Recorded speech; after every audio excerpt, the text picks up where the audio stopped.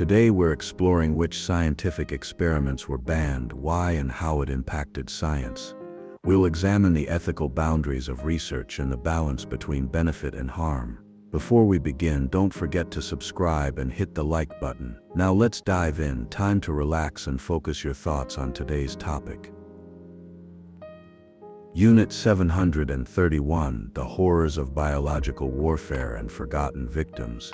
30 kilometers from Harbin in Japanese-occupied Manchuria stood a complex codenamed Unit 731, concealed behind high barbed wire fences under the guise of a water purification unit. Between 1935 and 1945, this facility conducted the most extensive and brutal biological experiments in human history. Directed by microbiologist Shiro Ishii, a graduate of Kyoto University, the unit operated under a system where human subjects were logged as logs, expendable research material. The scale of operations was staggering: 150 buildings spread across 6 square kilometers, including wind tunnels for testing biological weapons, crematoriums, and specialized infection chambers. The victims were predominantly Chinese civilians, Koreans, and Soviet prisoners of war, with estimates ranging from 3,000 to 10,000 people. Exact numbers remain unknown due to the systematic destruction of records. The experiments demonstrated methodical cruelty. Temperature and humidity-controlled chambers were used to study the spread of plague, cholera, anthrax, and other diseases. Human subjects were tied to stakes at varying distances from explosive devices containing pathogens to determine optimal infection ranges. Particular focus was given to bubonic plague. Japanese researchers developed specialized ceramic bombs containing plague-infected fleas, deployed over Chinese cities like Changde and Ningbo between 1942. Survivors described streets littered with corpses bearing the characteristic blackened buboes of the disease. Vivisections were performed without anesthesia. Researchers claimed pain relief would distort disease progression. Records contain horrifying details: organs being progressively removed from anthrax-infected victims to track infection spread, pregnant women dissected to study disease effects on fetuses.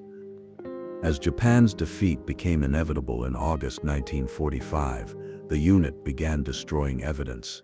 Prisoners were executed, buildings demolished, and most documents burned. Ishii, however, had prepared an insurance policy, meticulously compiled research data which he offered to American forces in exchange for immunity. Fearing Soviet advances in biological weapons at the dawn of the Cold War, the U.S. accepted this bargain. Under Operation Paperclip, Japanese researchers avoided prosecution while their findings became foundational to America's bioweapons program at Fort Detrick. This collusion remained classified until Declassified Documents revealed it in the 1980s. Today, the Unit 731 Museum stands on the site, displaying surgical instruments, preserved organs, and biological weapon designs. While a 2002 Tokyo court acknowledged the unit's existence, most operational details remain classified. Paradoxically, some Unit 731 research yielded medical advances. Frostbite studies contributed to hypothermia treatment, yet the ethical cost renders such knowledge unusable. Unit 731 remains a dark testament to how science becomes an instrument of atrocity when human life loses its value. The dark side of science: Nazi medical experiments. In the grim laboratories of Third Reich concentration camps between 1939 and 1945, some of the most inhuman experiments in medical history were conducted. Under the pretext of scientific progress and military necessity, Nazi doctors transformed thousands of prisoners into test subjects, violating every principle of medical ethics. These experiments became emblematic of how science can be perverted by ideology into an instrument of torture.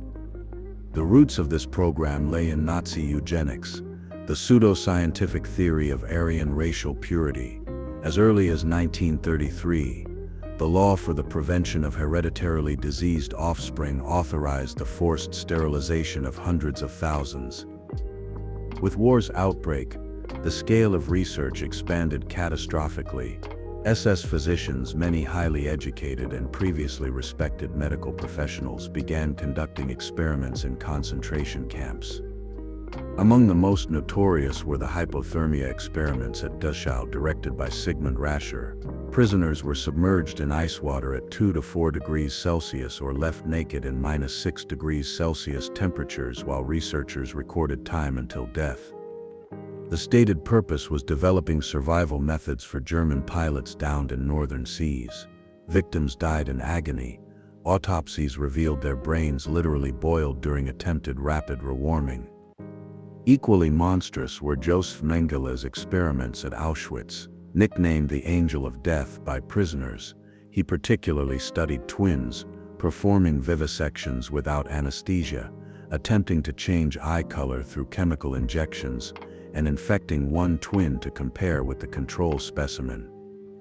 Mengele showed special interest in genetic anomalies, dwarfs, and people with physical deformities whom he called valuable research material. At Buchenwald, under Karl Brandt and Waldemar Hoven, infectious disease experiments intentionally exposed prisoners to malaria, typhus, tuberculosis, and gas gangrene pathogens to test new vaccines. Survival rates didn't exceed 10%. Separate sterilization research sought efficient methods to prevent reproduction among undesirables using X-rays, surgery, and chemical injections. Paradoxically, many perpetrators considered themselves legitimate scientists. Rascher meticulously recorded data and sought publication in medical journals, protesting when his hypothermia research faced scientific skepticism. This duality, combining scientific methodology with absolute inhumanity, characterized Nazi medicine. Post-war Nuremberg trials prosecuted 23 Nazi doctors in a 140-day proceeding concluding August 1947. 7 received death sentences, 5 life imprisonment. These proceedings produced the Nuremberg Code, the first international document establishing medical ethics principles whose first tenet states, "The voluntary consent of the human subject is absolutely essential." Modern science still grapples with the ethical dilemma of whether to use data from these experiments. Some researchers argue hypothermia findings have saved mountaineers and sailors, though most journals refuse to publish such tainted research, considering it justification of crimes.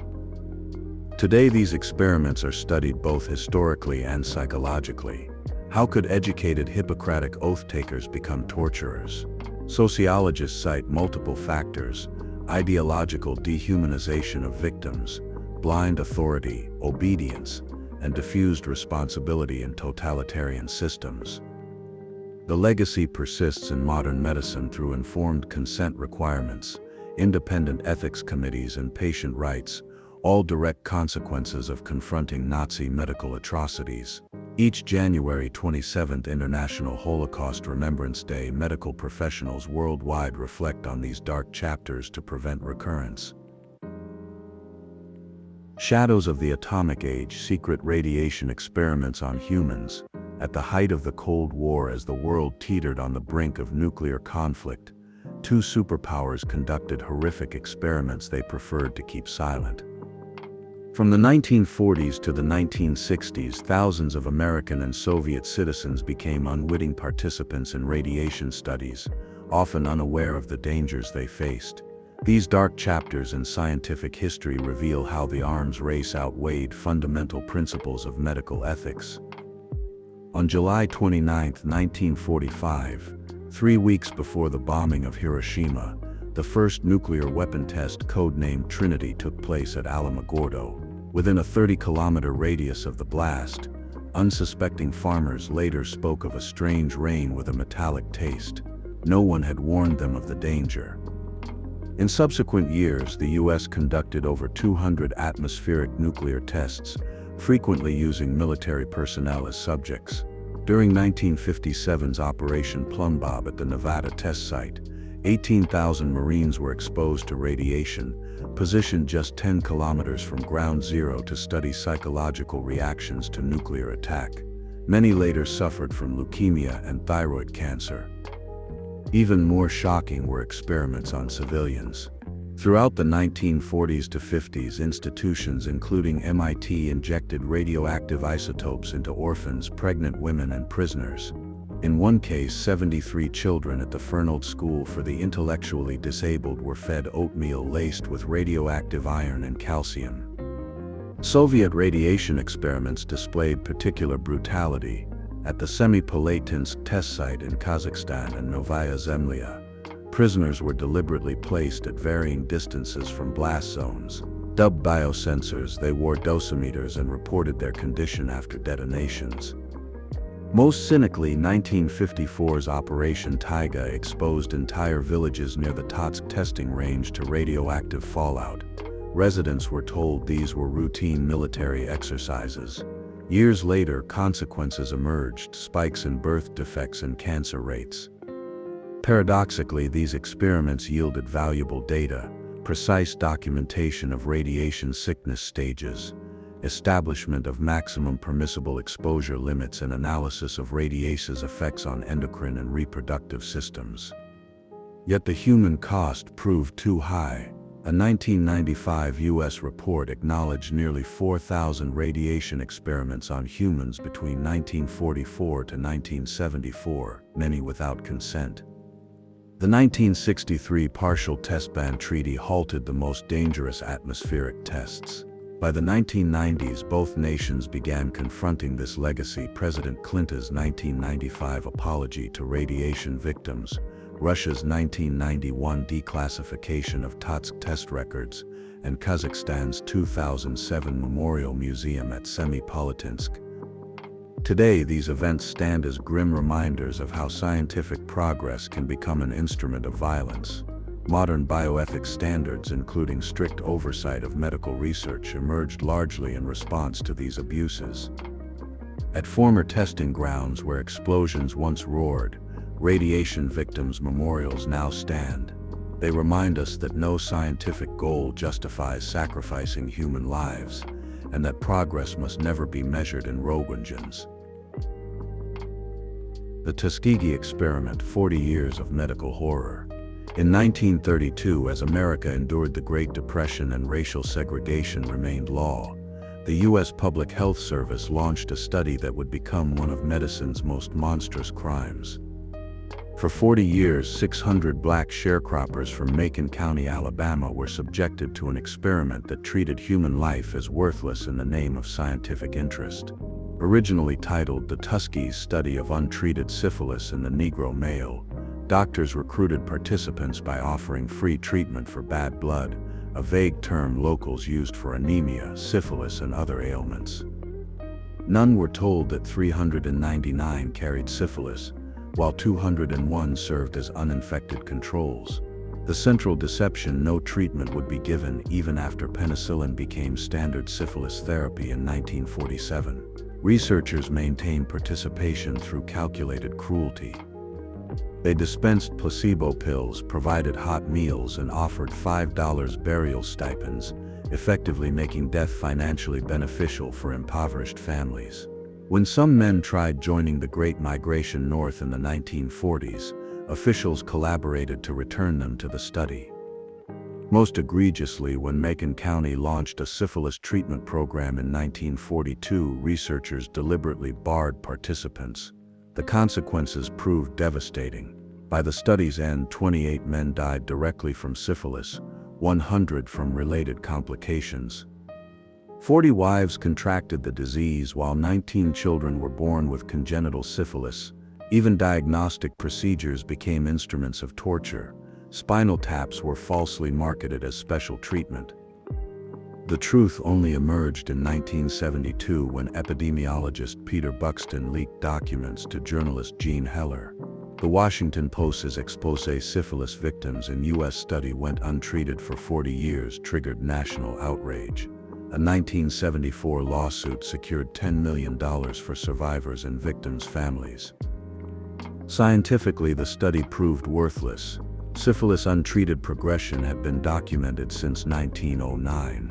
No peer-reviewed articles emerged, only internal reports.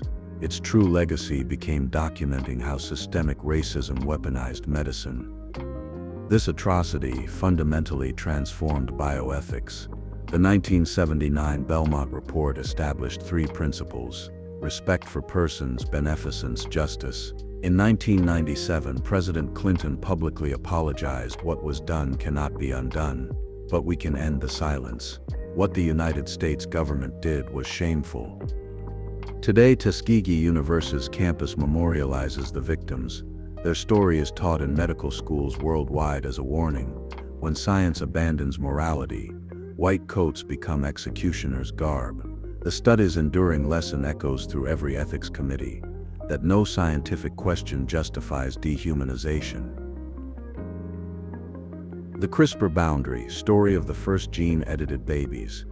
In November 2018, at an International Genome Editing Summit in Hong Kong, Chinese biophysicist He Jiankui dropped a bombshell that shook the scientific community. He announced the birth of the world's first genetically modified babies, twin girls named Lulu and Nana. This experiment crossed a crucial ethical boundary, sparking global debate about the limits of scientific intervention in human nature. He Jiankui used CRISPR-Cas9 technology, molecular scissors that precisely edit DNA. His target was the CCR5 gene, which produces a protein HIV uses to enter cells. He claimed to have created HIV resistance similar to the natural CCR5 NITA32 mutation found in 1% of Europeans. However, the methodology raised serious concerns. The experiment was conducted in secret, without proper ethical oversight. The volunteer parents, an HIV-positive father and HIV-negative mother, didn't fully understand the risks. They were told they were participating in an AIDS vaccine program. No one could guarantee the absence of off-target effects, unintended changes to other parts of the genome. 122 Chinese scientists immediately published an open letter condemning the work. Key objections included violating the moratorium on germline editing, lack of medical necessity. The risk of HIV transmission from the father was minimal, and opaque procedures and questionable target choice. The international scientific community called the experiment irresponsible and premature. Nobel laureate David Baltimore described it as a failure of self-regulation. In December 2019, a Chinese court sentenced He Jiankui to 3 years in prison and a 3 million yuan fine. But critical questions remain unanswered. What is the actual health status of Lulu and Nana? Data remains classified. Have other similar experiments taken place? How can we prevent recurrence? This case accelerated development of global genome editing guidelines. In 2021, the WHO issued recommendations for responsible use of DNA modification technologies. He Jiankui's story highlights modern science's key dilemma: where lies the boundary between medical breakthrough and unjustifiable risk? CRISPR holds enormous potential for treating genetic diseases, but its application requires clear international standards, research transparency, and societal consensus. As geneticist George Church noted, the problem isn't the technology but how we use it. The 2018 experiment served as a wake-up call. Humanity gained the power to consciously alter its own evolution before establishing ethical frameworks for such power. The fate of the first CRISPR babies remains unknown, but their birth permanently altered the scientific landscape. This isn't just one research story. It's about the scientific community's collective responsibility toward future generations. The Milgram experiment: how ordinary people became executioners. In 1961, 16 years after the Nuremberg trials, where Nazi criminals defended themselves with "I was just following orders," young psychologist Stanley Milgram designed a provocative study. His question challenged psychology itself. Could an average person commit acts against their conscience under authoritative pressure? The answer proved terrifying. The experiment took place in Yale University's basement, a setting meant to inspire trust. Participants recruited through a memory study newspaper ad were told they'd play teachers punishing a learner, an actor, with electric shocks for memorization mistakes.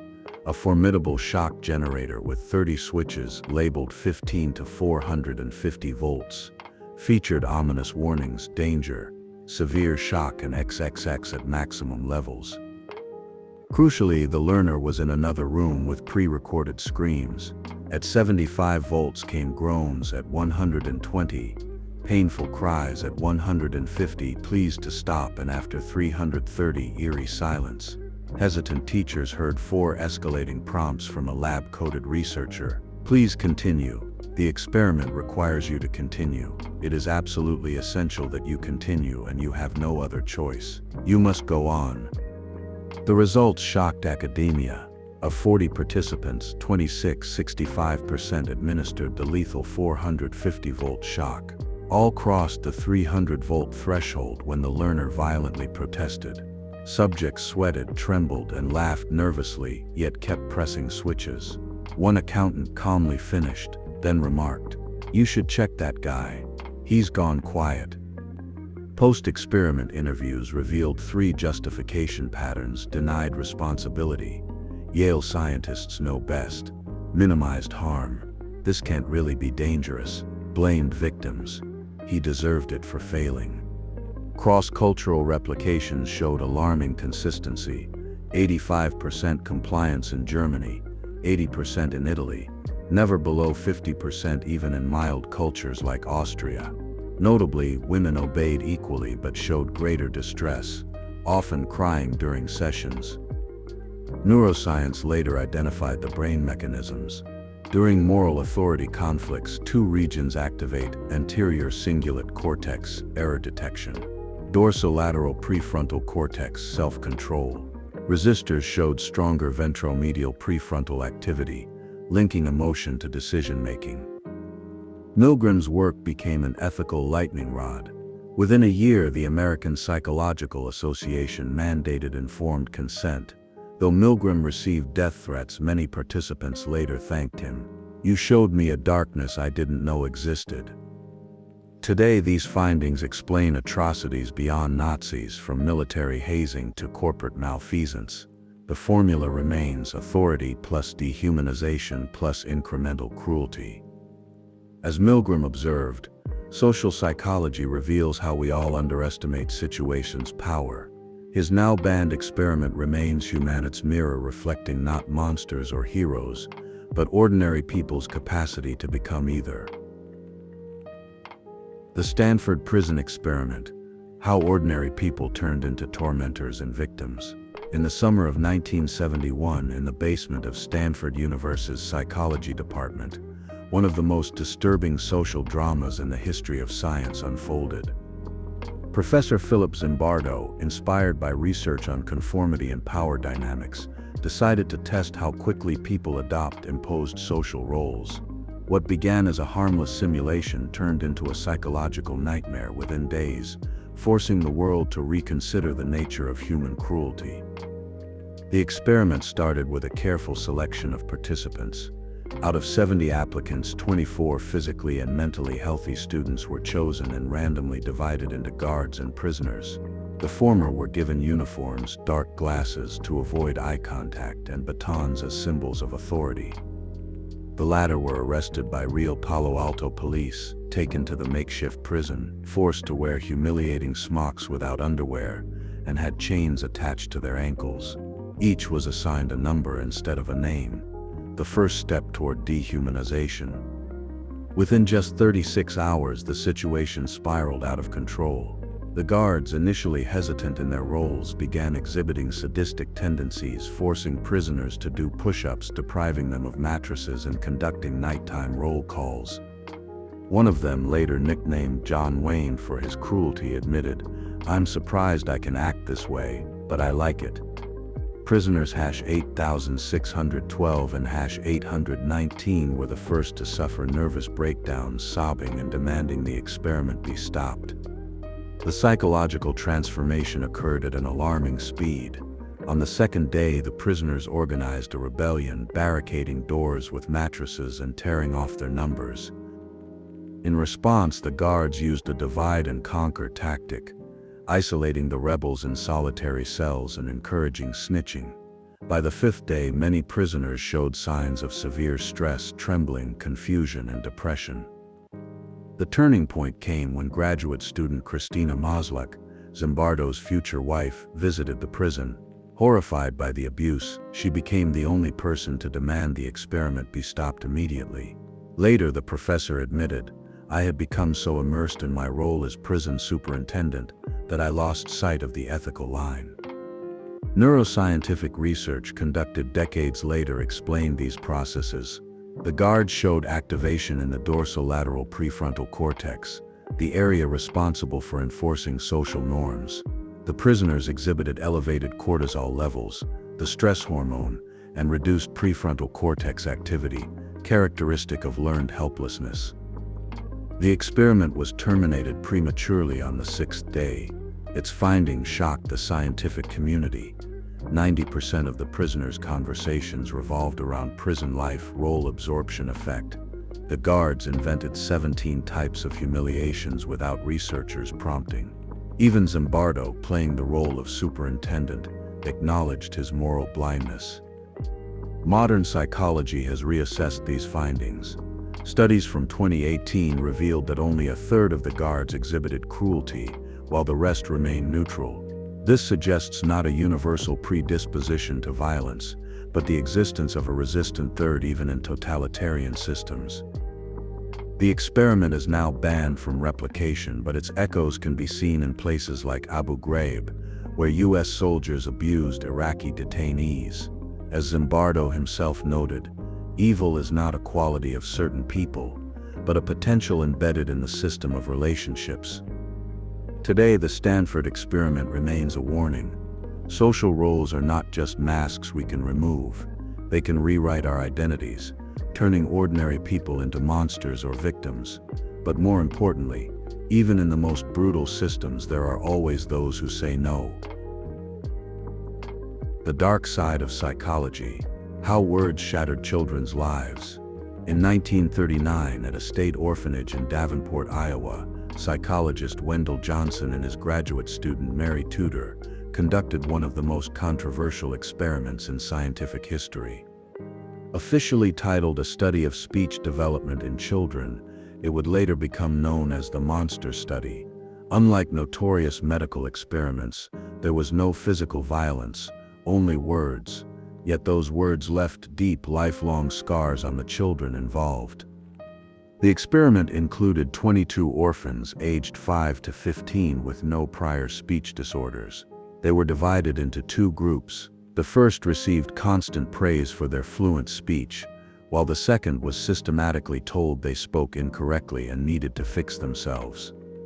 Each week, Mary Tudor met with the second group, meticulously pointing out every slip of the tongue and repeating, "You stutter, speak clearly, watch your speech."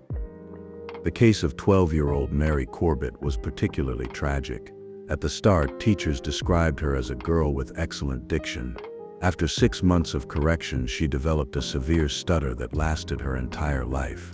In 2001, as an elderly woman, she confessed to reporters, "I still sometimes wake up at night, remembering those endless lessons." Paradoxically, the experiment did confirm Johnson's hypothesis speech disorders could be induced by psychological factors, but the cost of this discovery was devastating. 6 of the 11 children in the negative group developed persistent speech problems, while the rest suffered heightened anxiety and avoidance of speaking. For decades, the study was buried. The University of Iowa feared reputational damage. Only in 2001, thanks to a San Jose Mercury News investigation, did the truth emerge. In 2007, the state of Iowa paid 6 surviving participants a symbolic compensation of $925,000. Today, the Monster Study is analyzed in 3 key dimensions. Scientific: it demonstrated the power of the Rosenthal effect, self-fulfilling prophecy, especially in children. Modern research confirms constant speech criticism can trigger functional disorders even without organic causes. Methodological: it became a textbook case of ethical violation. Its exposure led to stricter regulations for research involving vulnerable groups, children, prisoners, patients. Educational, modern speech therapists avoid direct criticism, using positive reinforcement instead. Practice shows that, let's say this more beautifully, works far better than you're speaking wrong.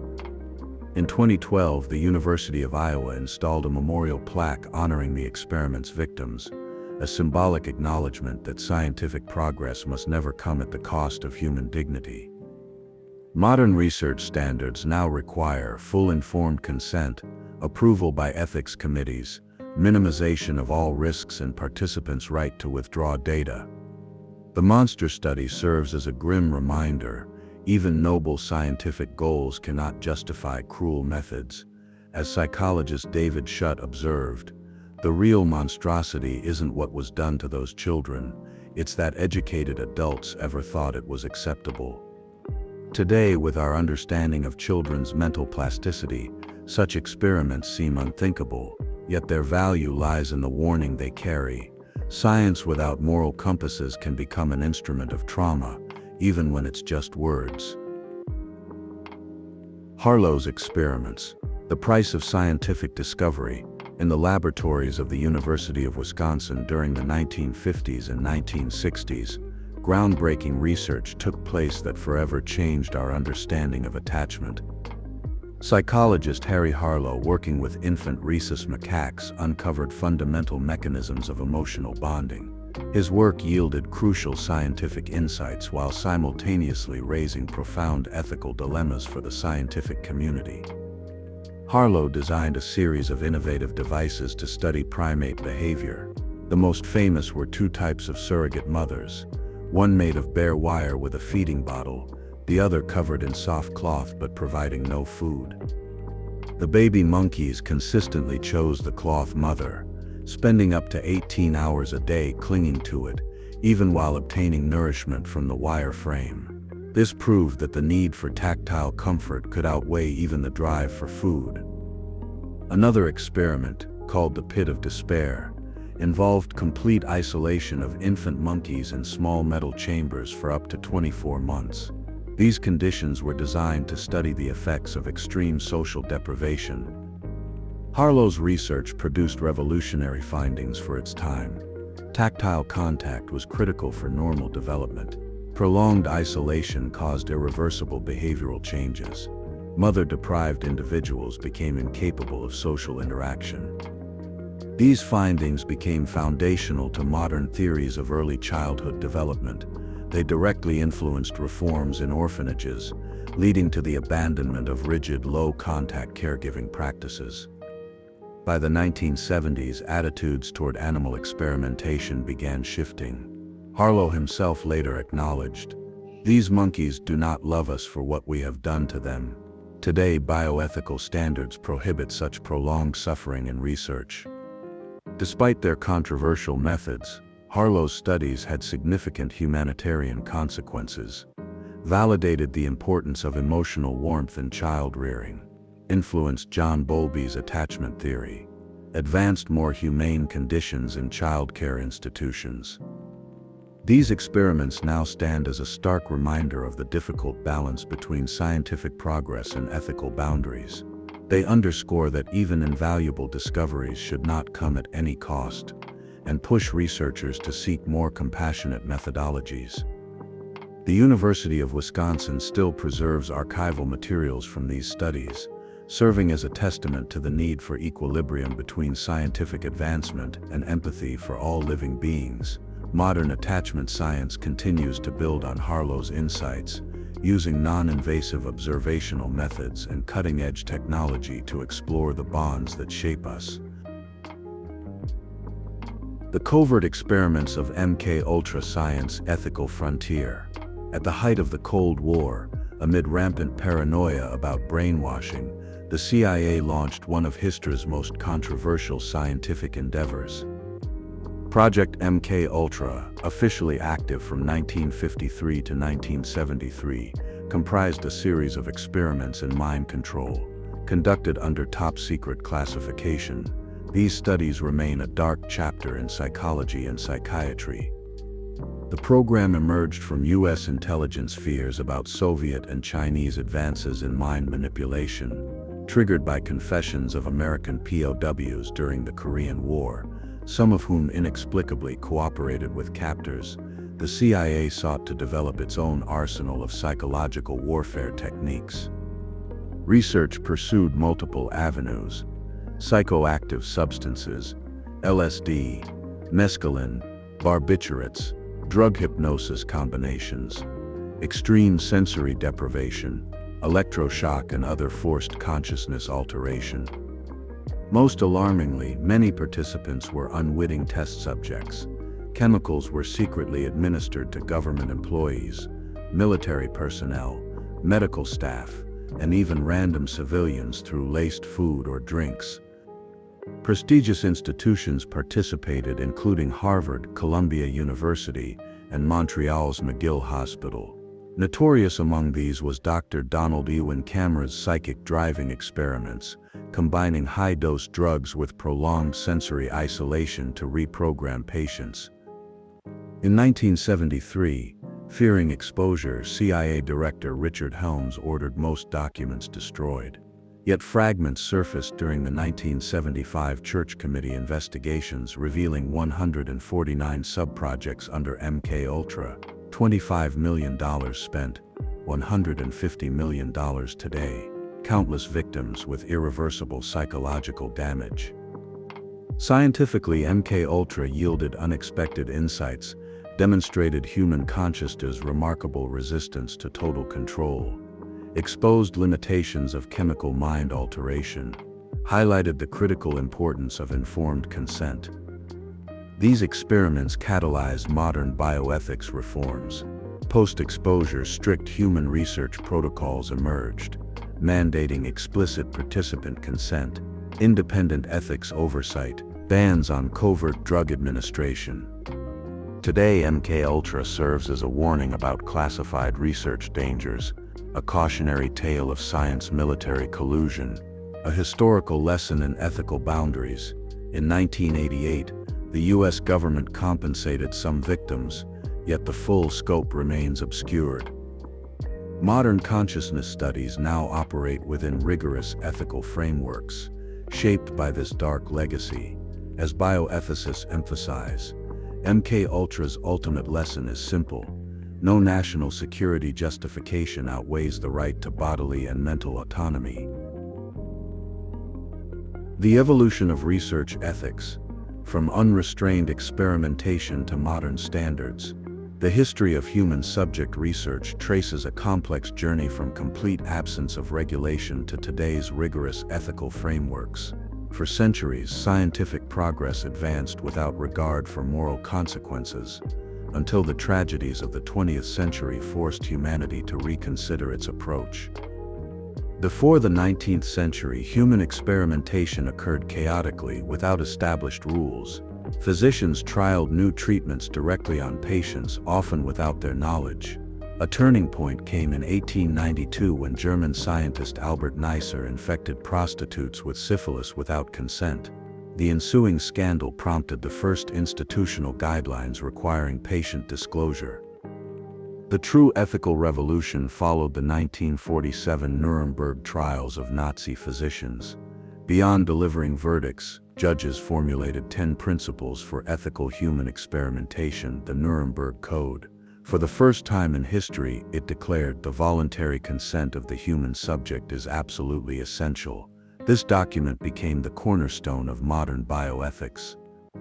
International standards subsequently developed through key milestones. The 1964 Helsinki Declaration by the World Medical Association introduced informed consent and special protections for vulnerable groups.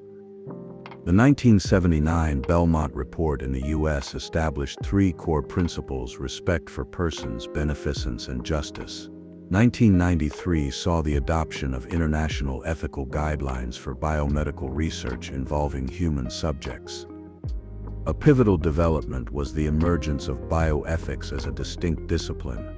American oncologist Van Rensselaer Potter coined the term in 1970, envisioning bioethics as a bridge between life sciences and ethics. Today, this interdisciplinary field encompasses medical ethics, environmental ethics, legal aspects of scientific research, philosophy of science. Modern researchers operate within a multi-layered oversight system. Every project undergoes ethical review, with violations potentially leading to criminal liability. Yet as practice shows, even stringent regulations cannot guarantee absolute safety. The history of research ethics reflects an ongoing balancing act between potential benefits for humanity and individual rights. As bioethics pioneer Henry Beecher observed, "A research good intention does not justify unethical methods." This principle remains vital today, especially as science stands on the brink of new revolutionary discoveries. Science with a human face, ethics as the foundation of progress. The history of scientific experimentation has left us not only with discoveries but also with profound lessons in humanity. From the dark chapters of Nazi research to modern debates about gene editing, this journey has demonstrated that true progress is impossible without moral compasses. An analysis of controversial experiments reveals a pattern: the greatest harm occurred when humans were reduced to mere means to an end. Interestingly, many groundbreaking discoveries emerged from ethically conducted research. Jonas Salk's polio vaccine development and the discovery of DNA's structure stand as examples of scientific work that combined innovation with respect for participants. Today, science faces new ethical dilemmas: big data and AI applications in medicine, human genetic modification, neurotechnologies, and the privacy of consciousness. Experience shows that prohibitions offer only partial solutions. A more effective approach is fostering a culture of responsibility, where every researcher understands the consequences of their work. At MIT, for instance, all STEM students must complete a course on research ethics. Nobel laureate Jennifer Doudna, co-creator of CRISPR, noted, "Scientists bear dual responsibility for their discoveries and for how they're used." This insight grows increasingly relevant as technological advancement outpaces our capacity for ethical reflection. The science of tomorrow should operate on three principles: transparency in methods and objectives, respect for participant autonomy, researchers' social accountability. History shows that the most significant breakthroughs weren't achieved despite ethical norms, but because of them. True science isn't measured solely by citation counts, but by how it makes life better and more humane. This principle remains the best compass for tomorrow's explorers.